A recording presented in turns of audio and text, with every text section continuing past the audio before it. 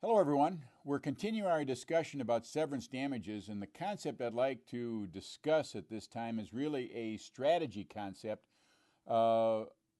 addressed to individuals who have a remainder parcel that for whatever reason they just simply do not want to own anymore after the taking has occurred and the project is developed. I frequently get questions or inquiries by property owners who are very frustrated because they cannot get the condemning authority to buy the remainder property from them.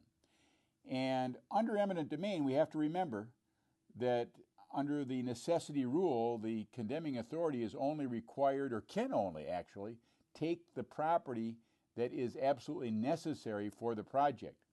Any additional land that might be outside of that which is actually necessary will only be acquired if there is an agreement between both the condemning authority and the property owner.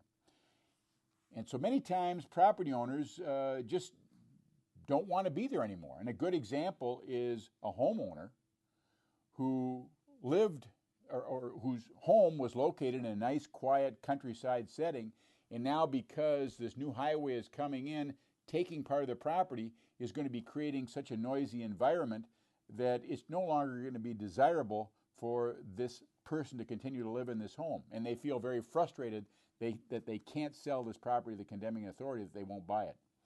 In that situation, there's a strategy consideration to be factored in terms of how that property owner moves forward. If a property owner in that situation simply does not want to live or stay or continue to own the property that is left, the remainder parcel, I say the thing you should do is sell it as soon after as you possibly can. As soon after the taking has been official, you want to list that property with a broker and have it marketed out in the marketplace and sold within whatever is a reasonable marketing time, because what that will do, it will establish the after value of the remainder parcel.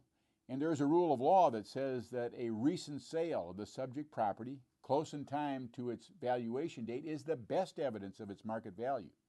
So when the condemning authority made their offer or made their award to the property owner may very well feel that the after value that the condemning authority determined for the remainder parcel was way too high. And that may be true. And if that property owner does no longer wants to continue to own or live at that property, the best thing then to establish what that after value is to sell the property. Now, I never recommend anyone to sell the property, sell the remainder property as a strategy for determining your eminent domain damages in a particular case. However, if an owner who is left with a remainder that they simply cannot continue to own for whatever reason, then I tell them, as soon after that acquisition has been finalized and has occurred, then move to take advantage of that rule of law that I mentioned earlier and sell the property so that you can take advantage of the project to establish what this after value is. It sometimes seems counterintuitive, but it's a strategy that I have indicated to several owners over the years, and they have used it very effectively to enhance and maximize the amount of recovery for just compensation in their particular case.